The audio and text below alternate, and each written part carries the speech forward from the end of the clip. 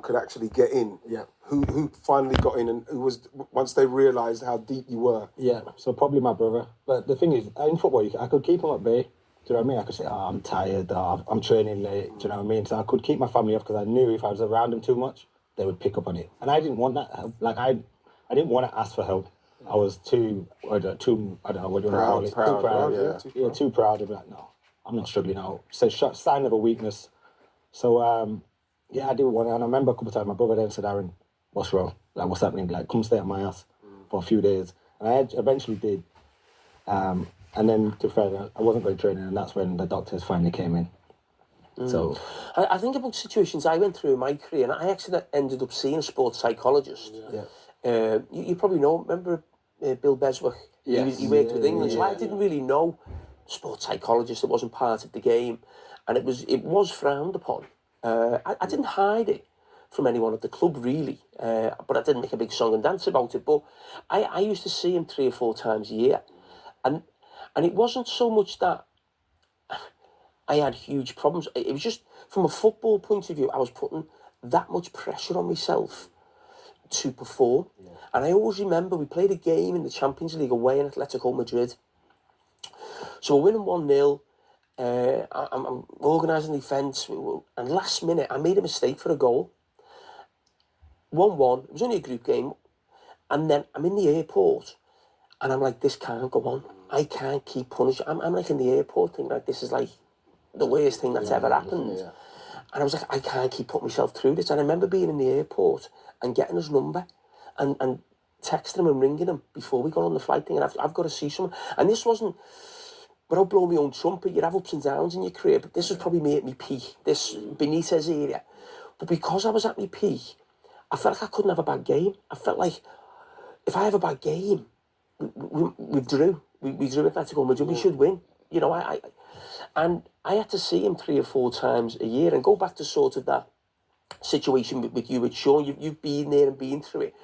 When you've got a very supportive family, but it's difficult to speak to people who understand what you're going through, because people will say, oh, you're a footballer, you got a few quid, well, you got a bit of fame, and listen, of course, all those, listen, it's amazing, it's a great life, we know all that, but when you're really professional and your job's important, or you know, competitive nature, and you want to be the best, I couldn't deal with that on my own.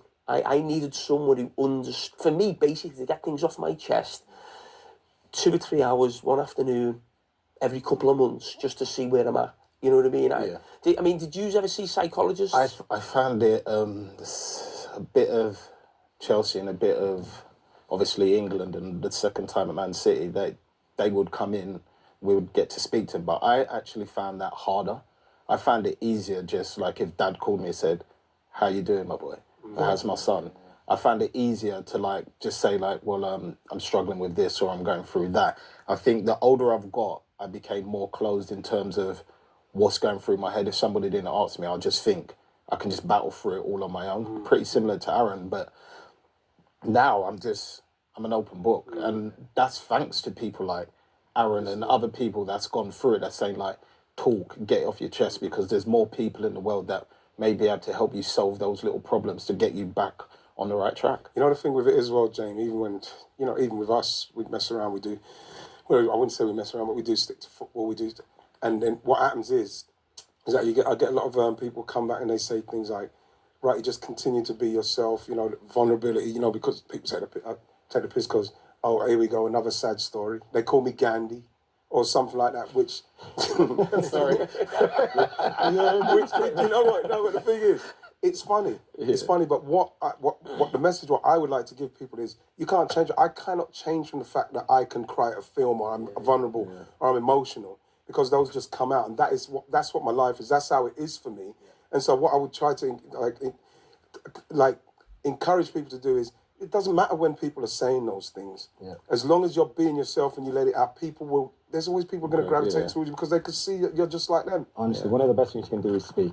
Honestly, it changed my life. Them first few conversations I had, from being literally suicidal rock bottom to speaking to someone, instantly changed me. Instantly, it's like it just weight off my shoulders. How was Sean Dyche? Sean was incredible. Honestly, I couldn't pick. I came back and went to Everton, and Everton was brilliant for me. And then I moved to Burnley shortly after that. But he was literally the perfect manager and the perfect club for me at that time. Because he was just so honest. He'd get me in the office and just say, like, how are you? Like, forget the football, Aaron. Who cares about the football? Like, how are you?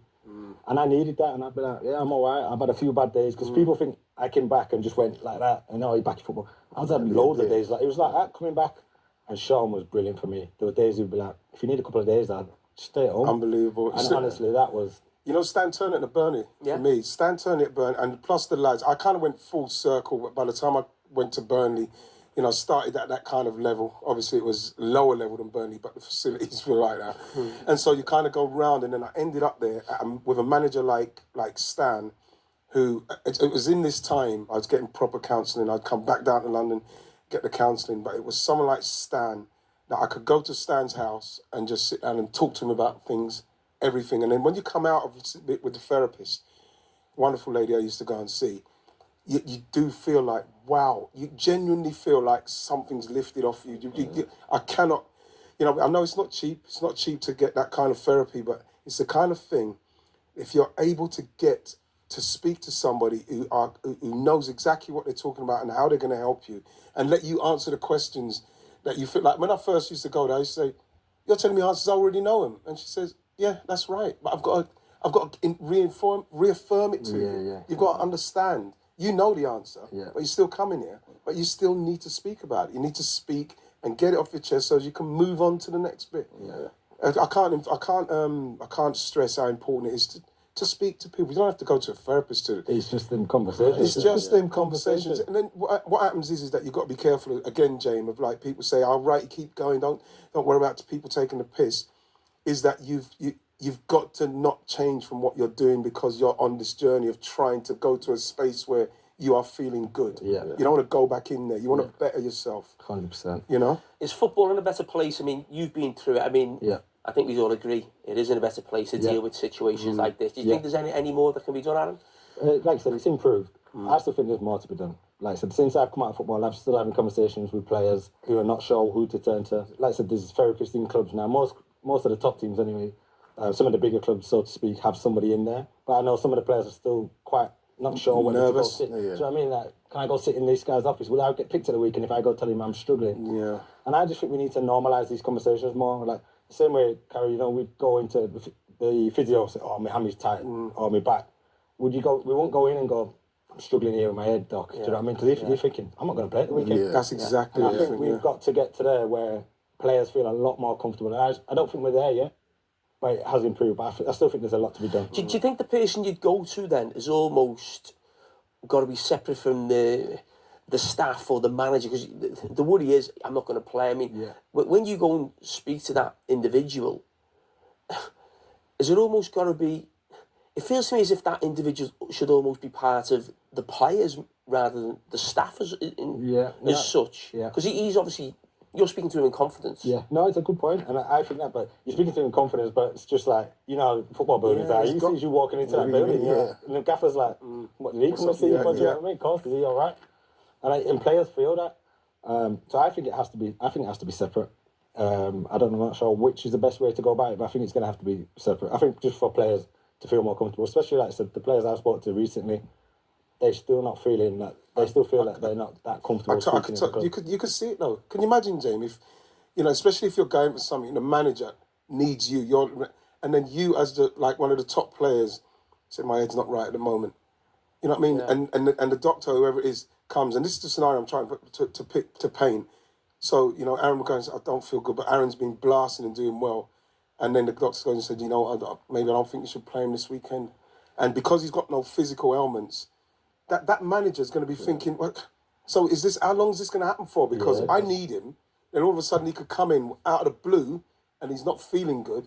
So I can't, And can you imagine, I think it's probably happened before, when a manager says before a game, maybe someone just doesn't feel right. Can you imagine, so instead of saying, he's got a hamstring or he's got, something injured, imagine a manager going to a press conference saying, Aaron Lennon's not playing today, he doesn't feel right. Yeah. Now, you'd be slaughtered, wouldn't you? 100%, you would be slaughtered by supporters. Yeah. Well, he doesn't feel right. Do you mean what's wrong with him? Exactly. You don't feel you're weak. All this comes out and all this and everything. And your manager would almost maybe make a lie-up and say, you had a hamstring injury, because people would buy that or accept it a little bit more. So that's where we are with mental health in terms of players now. The reaction would be like, can you imagine social media? And that's why players are not doing it. And that's the thing, and that's why players are speaking still. Right, so this got better, but this is still the worry of players because they're like, this comes out, everyone's reaction is that still. Do you know what I mean? It's normally a negative reaction. Rather, like if you said, well, if you get out for the season and you get a cruise ship, everyone goes, oh, that's fine, he's out for 12 months. Where if you go to a doc or a mental health issue, they can't put a time limit on it. They can't put a time frame. So like you said, when the manager goes, well, when's he back? We're not sure. And that's, I think, it's a big problem in football, and that's a worry for managers, and that's a worry for players. That's because it doesn't necessarily just affect them for that game or that game. That could affect their whole career in terms of managers buying them or playing them, because they might see him as an unreliable player. He might just have this again at a big moment when they need it. And that is the stigma still around it, and I think that is still the worry.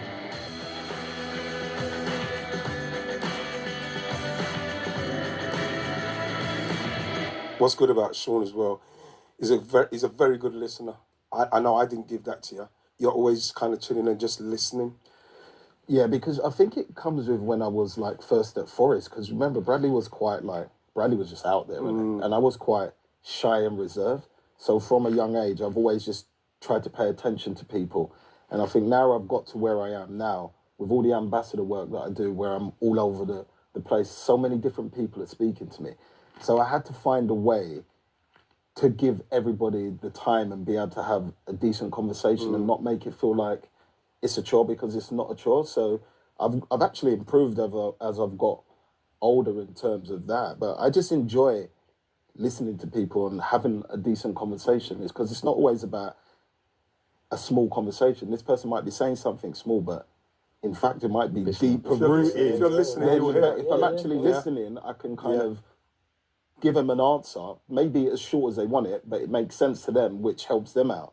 So I just always do it now.